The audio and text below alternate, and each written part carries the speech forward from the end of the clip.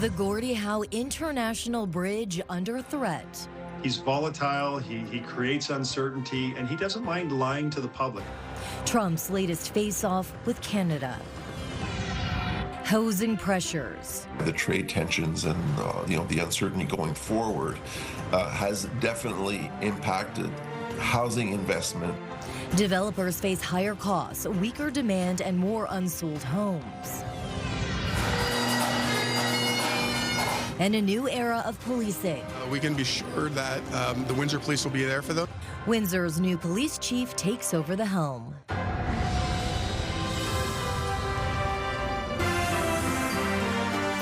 CTV News with Stefanie Masotti. This is the president's policy. It's an America First policy. There's fiction, what President Trump says, and then there's true facts. It's unnecessarily disruptive. Windsor, Detroit is back in the crosshairs of the White House. U.S. President Donald Trump say he won't let our third border crossing open, although we're learning today construction is complete. Good evening and thank you for joining us on CTV Windsor and AM 800. We have team coverage on this story tonight, from politicians to businesses and the opinion of Detroiters. We have lots of reaction to get to, so let's first go to CTV's Michelle Molesky, who is standing by live to get us started tonight. Michelle. Stefanie, just 4 days ago, the Windsor-Detroit Bridge Authority put out a news release saying the Gordie Howe International Bridge is complete and now in full testing and commissioning phases. This is a project that we've been talking about here since 2000. There have been plenty of ups and downs along the way. And now this, more uncertainty for the region. The flags are in place and the Gordie Howe Bridge is complete. In a now infamous social media post, U.S. President Donald Trump says he won't let it open unless America is, quote, fully compensated. We've been hearing some concerns, and again, we have the existing Ambassador Bridge where the U.S. has more of a say. We just want to make sure, again, that our economic and national security is preserved. This is insanity. Windsor Mayor Drew Dilkens says even though the post is full of inaccuracies, he believes it has nothing to do with the bridge and more to do with looming trade talks. He picks issue by issue, whether it's steel, aluminum, softwood lumber, auto, dairy, it doesn't matter. He likes to pick off individual issues, create a scenario where he tries to get a win on each individual issue, which I think speaks to the complexity that Prime Minister Carney and the team are going to have this year as they sit down and try and renegotiate USMCA. Prime Minister Mark Carney says he talked to Trump this morning for what he calls, quote, a polite conversation. I explained that Canada, of course, paid for the construction of the bridge, over $4 billion, that the ownership is shared between the state of Michigan and the government of Canada. 25% was U.S. steel and concrete. Then the interchange going on.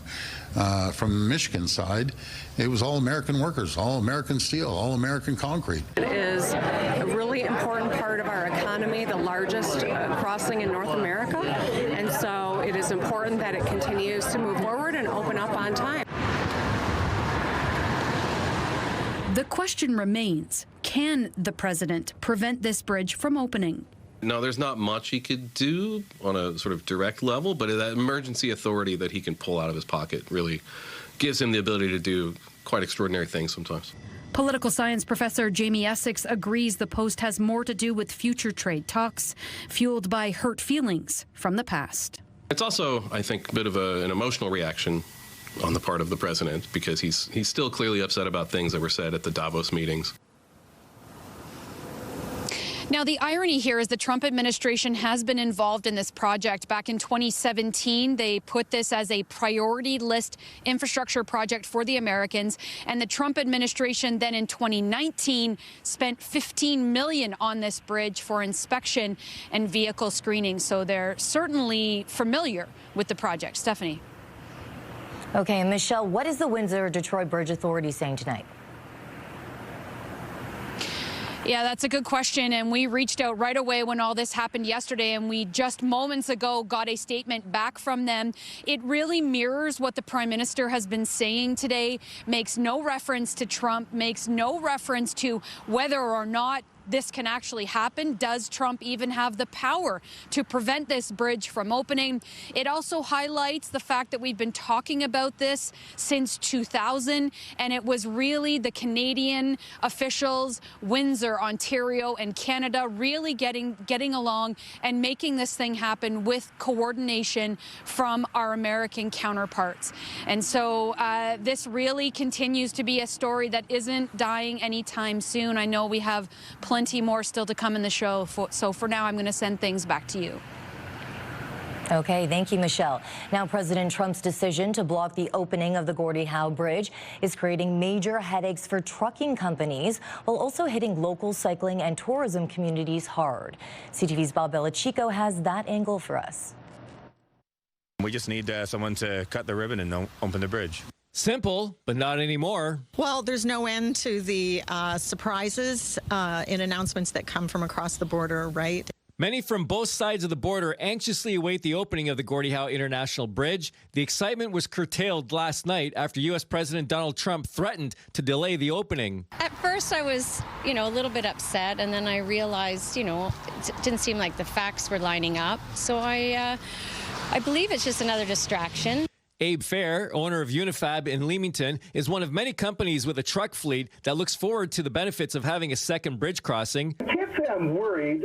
It does concern me if this is going to be delayed in opening, but I think for the short period, we're going to be okay. We're excited about when the bridge does open, and we're hopeful that it opens on schedule, that it will be a positive for our community. Stephen Hargraves, director of the Sandwichtown BIA, says businesses are gearing up and the area is attracting new businesses in anticipation of the bridge opening. Right now, with the new businesses opening, we'll have zero vacancy, and there's a lot of excitement about, especially with potential cycle and pedestrian tourism coming across the bridge. The economic benefits from this bike lane, it's going to be a bucket list for cyclists across the U.S., Canada, and beyond that, too. According to Lori Newton, cycling advocate, the new bridge will open up a new route for cyclists to explore the Great Lakes. We waited a long time, and we're really hopeful that Mr. Trump does not get his way on this one, and that all of our politicians here in Canada are going to be pushing back on that one. Bob Belichico, CTV News.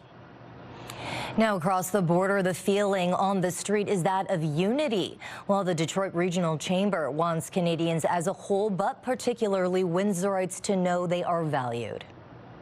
I don't think he has the power to do so. That's just my opinion. I just think it's a way to make noise, cause distraction, and ultimately we're all more alike and similar and just need to actually have conversation and relate. We can all work together to figure out what we can do as a country to make it better. I think it will be better that way instead of throwing negative jabs at each other. We love Gordie Howe, we love hockey, we love Detroit, we love Canada here.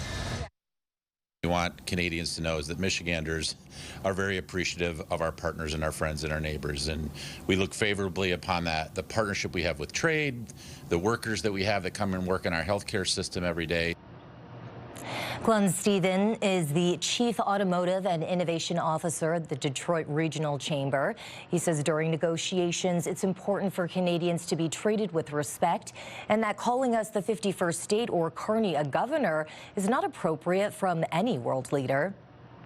He describes Trump as a shrewd negotiator who knows the art of the deal, but says the reality is the new bridge will enhance national security on both sides of the border.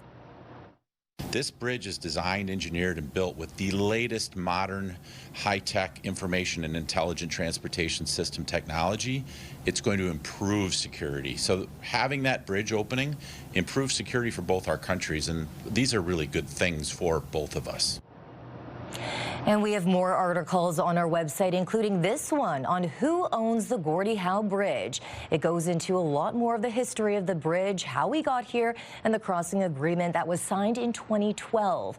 You can find it all at ctvnewswindsor.ca. So here's our question of the day. Are you taking U.S. President Donald Trump's threat to block the opening of the Gordie Howe International Bridge seriously? Go to our website to cast your vote, ctvnewswindsor.ca. Yesterday, we asked if you liked the Super Bowl halftime show or not. 51% of those that voted said no, they did not like it. The other 49% say yes. Donald Trump is again singling out Ontario's LCBO, one of the biggest buyers of alcohol in the world. Want to fix it? Get rid of the tariffs. Stop hurting Americans and Canadians. Premier Doug Ford keeping American-made booze off its shelves for almost a year, and he says he has no plans to bring it back. Ontario has about $80 million worth of American booze in storage, mostly pre-made cocktails about to be poured down the drain. I believe that the number is around just under $2 million that will expire by May. Other provinces have sold off their backstock, often giving the proceeds to charity. But the Premier and his finance minister say doing that would hurt Ontario's alcohol producers. Let's take a break now and head to CTV meteorologist Gary Archibald, who joins us now for a first look at the weather tonight. Good evening, Gary. Good evening. And with that, we see a big transition underway. Already temperatures well above seasonal today. In fact, somewhere between 6.9, about 7.2, 7.3 degrees Celsius on the plus side, and still mild through this early stage of the evening. Well above seasonal. Our average is closer to 0 for a daytime high, and we'll be in the pluses next week. More on that in just a moment. The air quality is in the medium range, yellow on the scale, and we're still likely to be breezy over the next little while. That means wind chill values are going to make it feel cold through the overnight. I'll break down what you need to know just ahead. The city of Windsor is seeing a spike in complaints about snow-covered sidewalks. Those that are out traveling are struggling, when they come across sidewalks where neighbors or business owners haven't taken on their responsibility to make sure it's clear. Since the start of the year, bylaw enforcement has received around 1,300 complaints, more than double what's typical for this time of year. 800 of those complaints were lodged in the past 3 weeks alone. Officials say repeated snowfalls, high winds, and freezing temperatures are part of the problem. Bylaw officers say they are focusing on education first, but repeat offenders could face contractor cleanup added to their property tax bill. Homeowners have 12 hours to clear sidewalks, while businesses must do so within 4 or face a penalty, which could include a cleanup by the city, costing more for businesses. Typically, I think the average is around $400. We get added to the taxes per cleanup. There's some administrative penalties also that get added to that as well. So far this year, over the past month or so, we've already hired out contractor 150 times. Chatham-Kent Council is taking a closer look at how harm reduction services are being delivered to those living in the city's transitional cabins. North Kent Councillor Rhonda Jubinville is asking for a review of services offered at Pathways on Park, how those services are affecting the surrounding neighborhood. Harm reduction programs and supplies include clean needle distribution, needle drop-off locations, and education around safe substance use. According to the local public health unit, Medical Officer of Health Dr. Shankar Nesathuri says those services play a key role in helping people struggling with addiction. Council voted 15-1 to refer the matter to the Board of Health. Bringing the discussion around community safety is really important. I think everyone wants the same thing in the community. They want people to be safe. They want communities to be safe. And when we talk about harm reduction, it is about community safety. Hiatus House says it has been running over capacity as demand for crisis support continues to grow across Windsor, Essex. The organization provides shelter and support for women and children fleeing violence and abuse. Executive Director Sylvie Gunther says the shelter receives funding to support 250 women and 160 children a year. But in 2025, Hiatus House admitted 359 women and 169 children. Gunther says they never tried to send any woman away, but they've had to in the last month. She says calls for services are expected to keep rising, but declaring intimate partner violence an epidemic in Windsor, Essex is helping drive that change. Downtown Windsor is getting a bigger digital safety net, flashing green lights that signal eyes are watching. City Council approved a major expansion of Project Green Light, a surveillance camera program. But as CTV's Travis Fortnum explains, its success hinges on how many businesses are willing to buy in. In downtown Windsor, this green light means stop. They're able to have that interaction and say, "You're being watched. Excuse me, sir, you're being watched. Can you please get off the property?" And 9 times out of 10, they do that. That's what's been happening. City Council giving Project Green Light the go-ahead, approving a full expansion of the program. The goal, a visible net of security cameras outside downtown businesses meant to deter property crime. It's also a mitigating and a deferral method so that, all calls don't go to police. Council voting Monday to award the contract to Security One Alarm Systems, a local company that will install and monitor the cameras. $450,000 were set aside as part of its Strengthening the Core initiative. Downtown's getting busy, and listen, I know the problems that a busy downtown could bring forward. 4 cameras are already live, part of a pilot project launched back in 2023. Each marked with a flashing green beacon. But a net only works if there are no holes. Businesses will have to opt in, and the city says it will review applications to make sure cameras fill gaps, not double up coverage. You have to get the buy-in from multiple businesses. City Hall is going to cover up to $5,000 per business. That covers the cost of the camera and installation, but owners will have to pay monthly monitoring fees. It can be anywhere from, I believe, $45 to up to $129 a month. For that price, businesses get real-time monitoring, two-way audio and geofencing technology, allowing security staff to warn people they are on camera while they're there. City officials say that visibility alone could mean fewer broken windows and a downtown that feels safer to walk through. And I think if people see a camera with a green light flashing on it, it's a sign to them that this is a safe area to be able to walk in. The city is planning for up to 90 cameras, limited to businesses within the downtown Windsor BIA, at least for now. Further expansion is on the table if the program proves it works. Travis Fortnum, CTV News. The torch has been passed and a new era is officially underway at Windsor Police. This afternoon, Chief Jason Crowley was formally sworn in as the city's new Chief of Police. Chris Campbell was at the change of command ceremony. After more than 3 decades in uniform, Jason Crowley stood front and center today, officially taking command of the Windsor Police Service. It's an amazing piece to show the support of the community that we have, the community leaders, and law enforcement across this province. Inside the drill hall at the Windsor Police Training Branch, community leaders, officers, and family members gathered for the official change of command.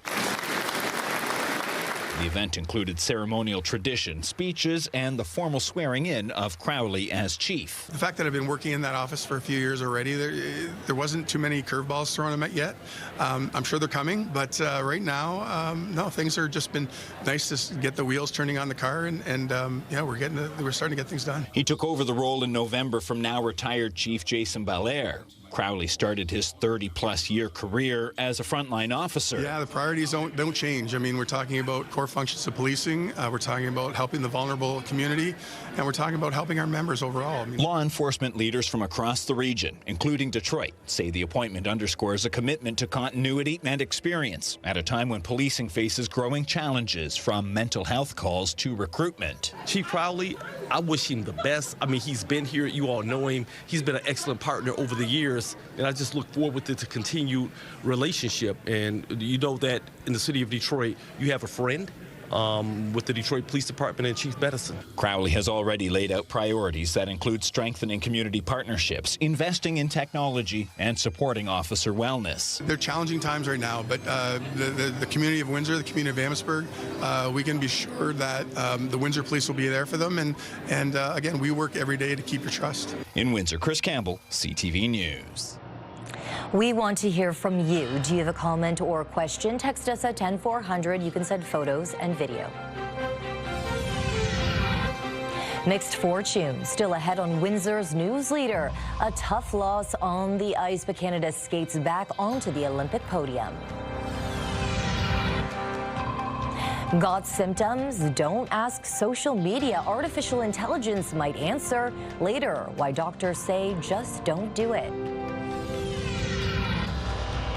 Cold weather is causing a critical shortage tomorrow. Why Canadian Blood Services urgently needs blood and plasma donors. That's tomorrow at 6 on CTV News.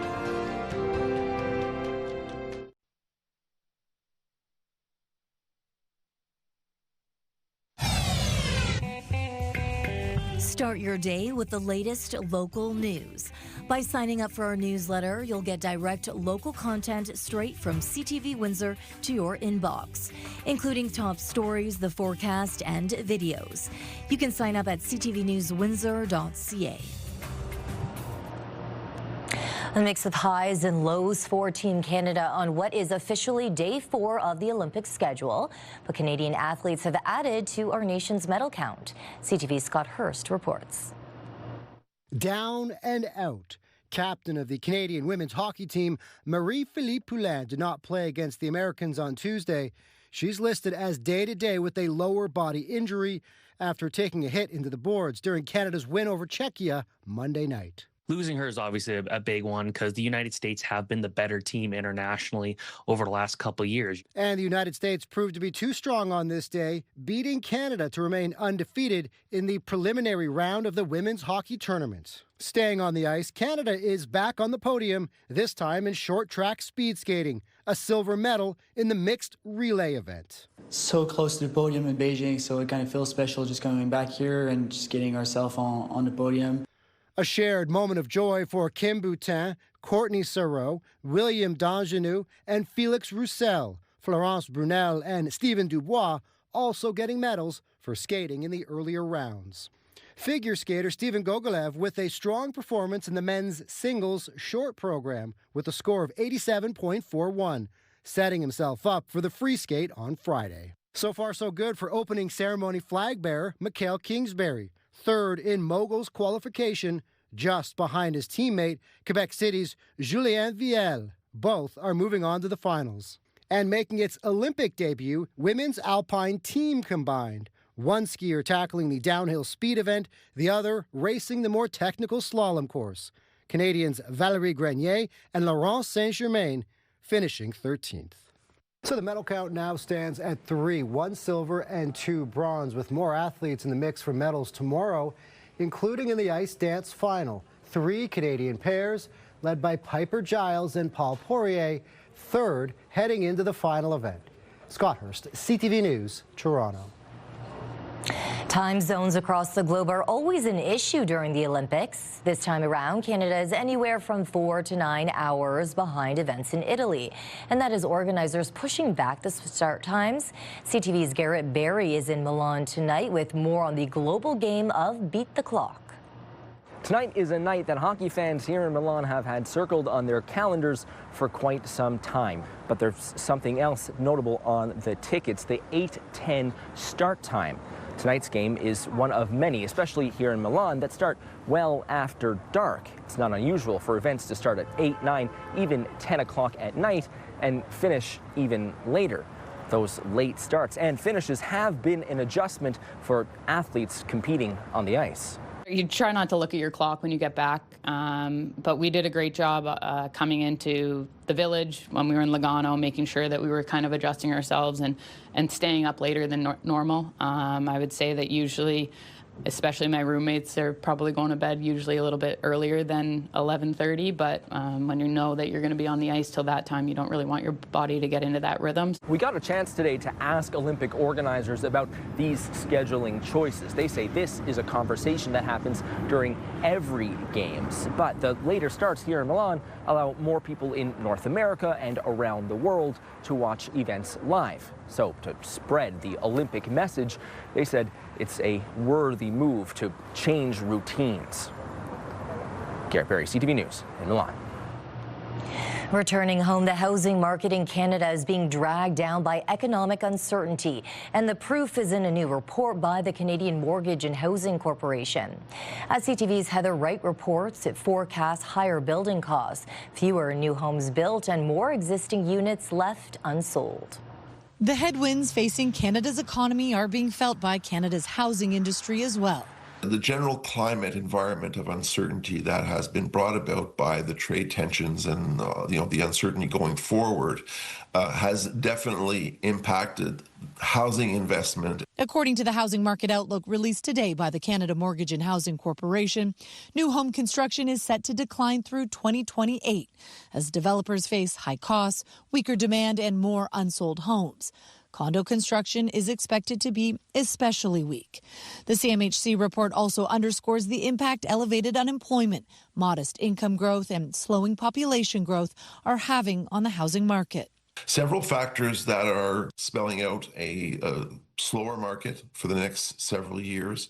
While new condo construction is expected to remain high in Montreal, the CMHC predicts a dismal condo market in both Vancouver and Toronto, where inventory is high and sales are weak. A seller of a new build, you're looking at a full deposit forfeit. Daniel Zadigan is a realtor who says sellers are losing deposits and then some when trying to sell condos they bought pre-construction 4 or 5 years ago, when prices were high and interest rates were low. But he says the oversupply won't last forever, and the lack of starts will create new problems down the road. Long term, however, the lack of housing starts is at one point going to show its impact, maybe in a few years, because I know starting next year, I think the housing starts, are going to really start to dramatically taper off. The CMHC has warned that Canada needs an additional 3.5 million homes to restore affordability by 2030, a goal becoming increasingly difficult to attain. Heather Wright, CTV News, Toronto. Ottawa is providing more details on its new automotive strategy. Officials say they are planning to ease concerns about electric vehicle range by increasing the number of charging stations across the country. The federal government has announced more than $97 million to fund 155 clean transportation projects across Canada. Just over $84 million will be used to install more than 8,000 electric vehicle chargers, adding to the 30,000 which already exists nationwide. There is also an EV rebate program, an end to the EV sales mandate, and stricter emission standards for the auto sector.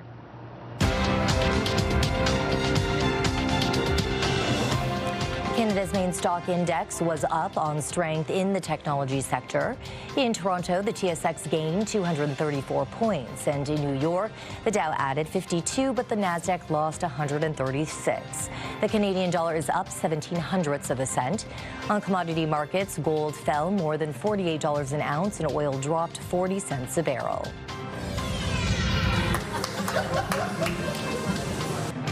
Coming up, students get sweet revenge, and all for a good cause. Let's take a look at our CTV News weather snapshot. As always, Mark Hewer, some brilliant work there. That's a gorgeous image. Thanks for sharing it with us. Just ahead, will mild and fair weather continue for the rest of the week? Picture that. We'll find out. The weather forecast coming up next on CTV News Windsor. Discussion here at Windsor City Hall. Windsor's top stories. A major project is about to get underway. Breaking news alerts. Severe weather is a possibility. And watch live. Good evening, and thank you for joining us. Download the CTV News app.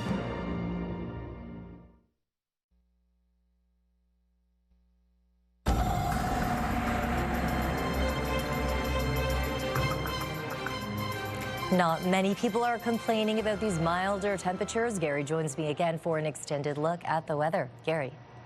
Case in point, you're absolutely right. No complaints when I saw people out today. Lots of snow and ice melt, only to refreeze later tonight. But right now, we are mild. Mild for this time of day. This time of the year, 5 degrees Celsius, that's 41 degrees Fahrenheit, balmy by comparison to what we've experienced over the last 3, almost 4 weeks. 2 degrees cooler, but still above seasonal for time of day in Chatham, Ken, about 36 Fahrenheit.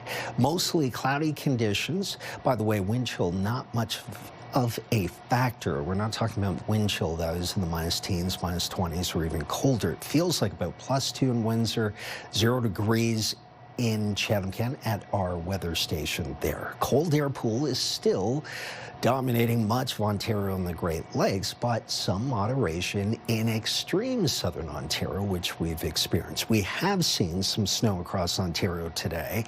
The worst of it's now pushed into Quebec and parts of New England stateside, and we're left with prevailing westerlies and northwesterlies, which will reinforce a breezy overnight into a breezy day tomorrow. But I think we'll see just a very light dusting of flurries in and around the Lake St. Clair South Shores. That has implications for Lakeshore and Bell River and due east from there. The worst case scenario is that you may be traveling in the next 24 hours towards the City of London. That's where there's a good chance of 3 to maybe 6, 7 centimeters of snowfall over the next 24 hours. Here's the breakdown for tonight. Looking at cloudy conditions through 8 o'clock, 2 degrees Celsius, that's +2. Westerlies sustained at 15 kilometers per hour, pick up a bit as we head towards 10 p.m. Overcast, and then by midnight to start things off Wednesday morning. At that juncture, -1, and we're looking at a wind chill value of about -6 to -7. It will feel like about -14, though, say around 5 to 6 a.m. A chilly start, early morning start, that is. A mixture of sun and cloud and 0 degrees through the afternoon. We'll take it. -1 and sunny Thursday. Sunshine continues for Friday and Saturday, and a warming trend begins. +1 followed by +3. Sunday, Monday, Tuesday, cloudy. 3, 3, and 5. With lows between -1 and 0. That's almost balmy for this time of the year. Let's look at your 7-day forecast, courtesy of our good friends at Enercare Siles.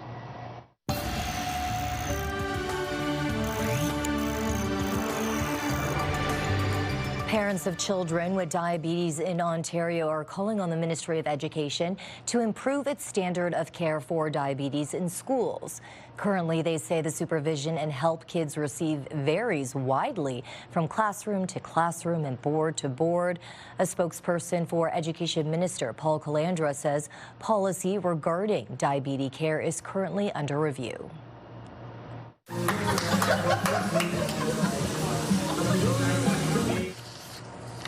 St. Clair College is hosting a week of events, raising funds and collecting donations for the United Way across its Windsor and Chatham campuses. Students and staff can pie your professor.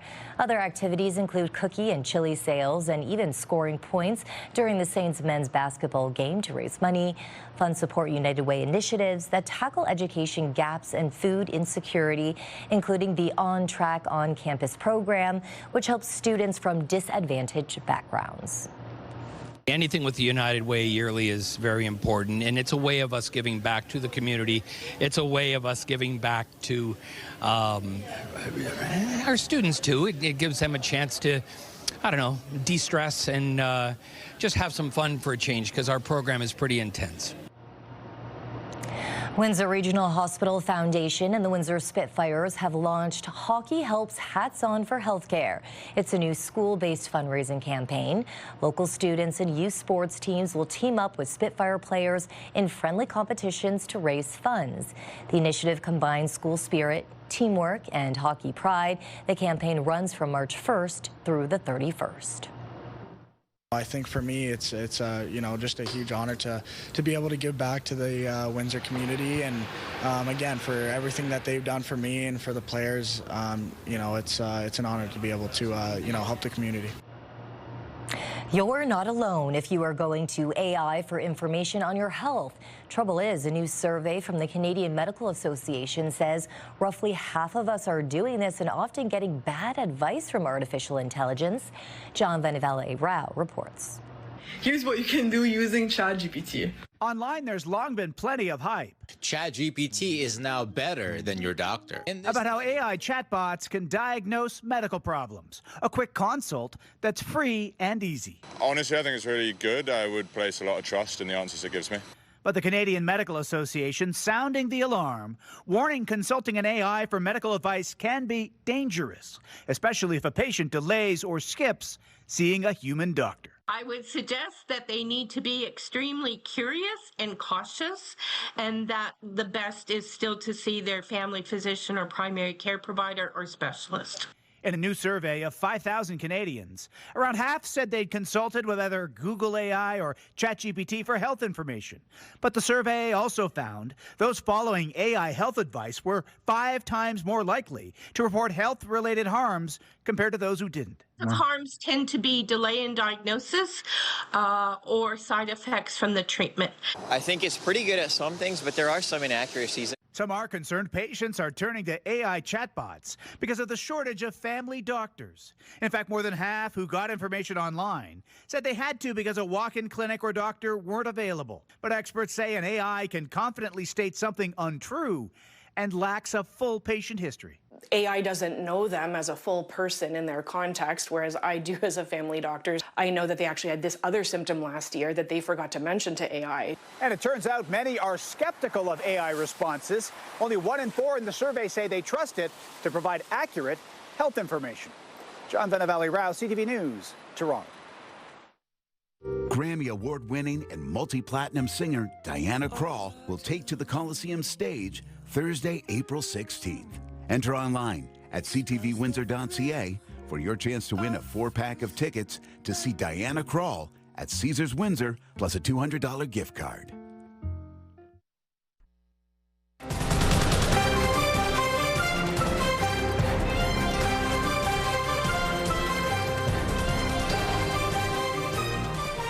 The blockade of Venezuelan oil by the Americans has led to fuel shortages in Cuba and forced Canadian Airlines to stop flights to the Caribbean island.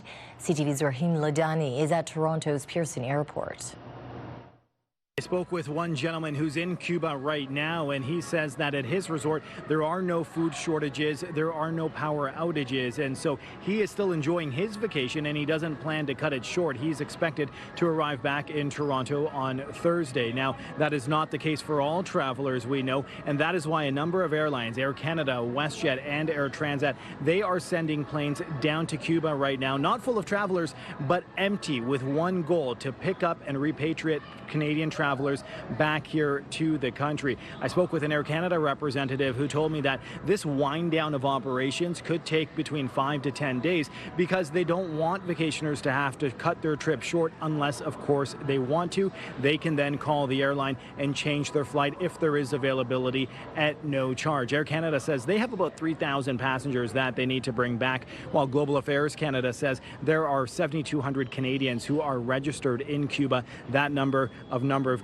people in Cuba is very much likely higher because not everyone registers when they go down for vacation. This continues to be a very fluid situation in Cuba. All of the airlines tell me that when they go down there, they are bringing their own fuel supply to have enough for the return trip, so they are not relying on the local reserves in the economy right now. We know that from all the airlines, they say that this is not going to be a 1 to 2 week stoppage of travel down to Cuba. They are going to be stopping it from the end of April to early May. And so it's basically the entire winter travel season down to Cuba, which will be halted because of what's unfolding there right now. Anyone who has trips, they will be refunded. But we also spoke with a travel agent who says this is a prime example of where trip cancellation insurance can come in handy, because while your flight may be reimbursed, if you had booked for a tour, that could be out of pocket. Rahim Ladani, CTV News.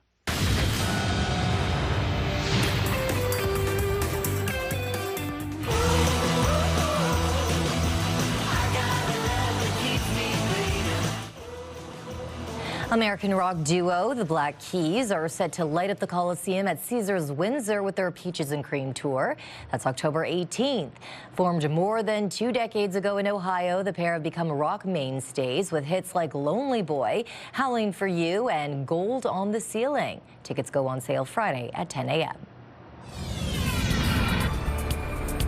The race is on for the tiniest prize.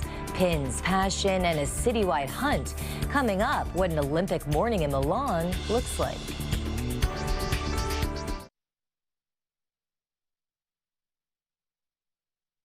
This is your CTV Windsor Our Community Calendar.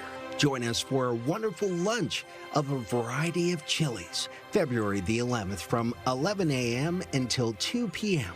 All proceeds benefit St. Clair College Foundation and student scholarships. See you next time on Our Community.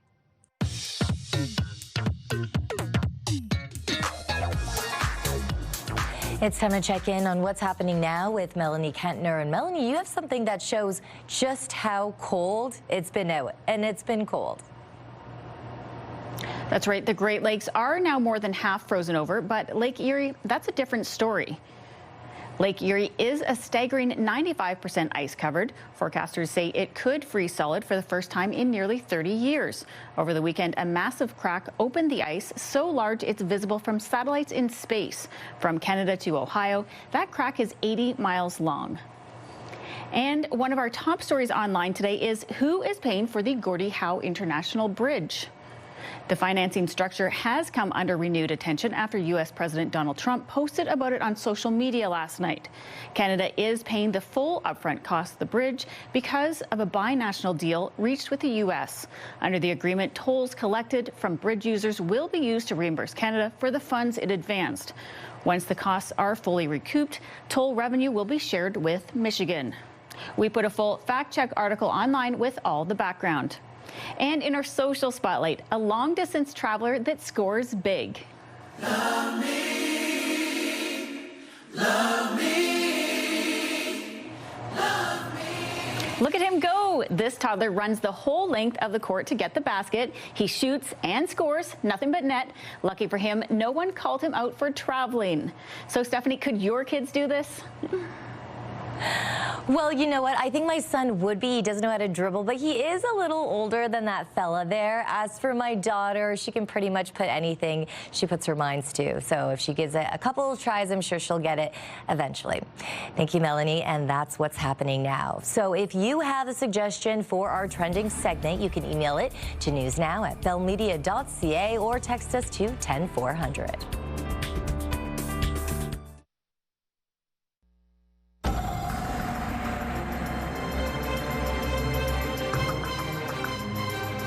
Gorgeous out there. And Gary, at one point I was sweating in my car. Well, it's warm. Yeah. If that's what you're saying. Yeah, temperatures above seasonal. We got up to almost 7 degrees Celsius today. Average high for this time of the year is just shy of 0 degrees. We'll see that average creeping up to about +1 by next week. The temperatures are going to rise as we look towards some sunshine, fair weather cloud tomorrow, high of 0 and then -1, which would be seasonals, but still sunny on Thursday, sunshine for Friday, Saturday. And of course, Saturday is Valentine's Day, +3 for Valentine's Day. Not bad. And then 3, 3, and 5, Sunday, Monday, Tuesday. A week from now, we could be at 5 degrees. Cautionary note. A lot of snow and ice melt, refreezing later as things still are sub-zero in terms of temperatures late at night. Okay, thank you, Gary.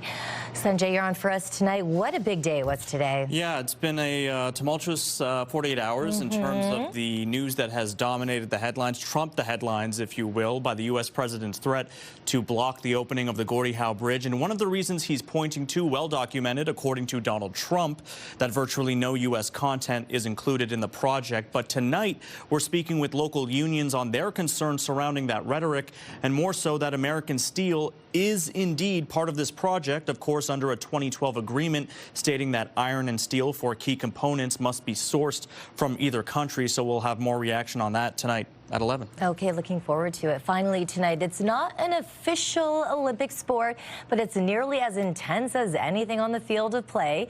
Pin trading is a serious business at Milan's Winter Games, drawing long lineups and serious collectors. CTV's Garrett Berry got a lesson in the art of the deal. An Olympic morning in Milan means, of course, competition. To these victors, the spoils, an exclusive city pin. To many others, broken hearts. if they arrived too late for the prize. Yes, we are trying this, but it's not going great for now. We don't have any pins for now. The quest for Milan's perfect pin will take you all over the city. Each day here, there's a scavenger hunt of sorts where the city's tourism information board posts a new location in the morning, and pin collectors congregate here to try to get a chance at a limited edition giveaway. This morning in Milan's Navigli district, people waited hours for the small souvenir. Well, they're giving them out and it's kind of a hunt for them, so it makes it fun. Because I live in Milan, quindi I want these pins, all pins. I love pins. I don't know, I love putting them on my clothes and it's an easy accessory. Some have been doing this for decades. Meet Thomas Rondi, a pin collector for 14 Olympic Games running, with the hardware to show. It's really interesting. People have so much fun at it, and it's not really official yet for the Olympics, and we're in a club called the Olympin, and we're trying to literally get it part of the Olympics officially. You'll find him anywhere in this city, always open for pin trading business. Even CTV anchor Heather Butts got in on the action. This is the Paralympic Winter Games from Vancouver 2010. The deal done. We'll do that trade, and then you trade, and then you have fun, and you say thank you very much. But there's more business to do. Rondi says each Olympic city starts a little cold, but towards the end of the games, it's a full-on frenzy to get your favorite pin while you can. Garrett Berry, CTV News in Milan. I feel like I can somewhat relate every time I go to a new city or country. That's my souvenir. I get a pin from every single place. But I feel like it's a slippery slope if you make that an Olympic sport, because you got to start adding a whole bunch of activities to the Olympics as well, right? True. Yeah, an intense scavenger hunt. Well, I have Canadian flag pins because I'm a patriot, of course. I need one of those. Bring it to the office. I want one of those. Maybe you can trade it. You can get a hold of some Follow people. my lead, ladies and gentlemen. On behalf of our dedicated team here at CTV News Windsor, thank you for watching. For updates throughout the evening, go to ctvnewswindsor.ca. And Gary and I will be back with your only late local newscast at 11. Good night. See ya.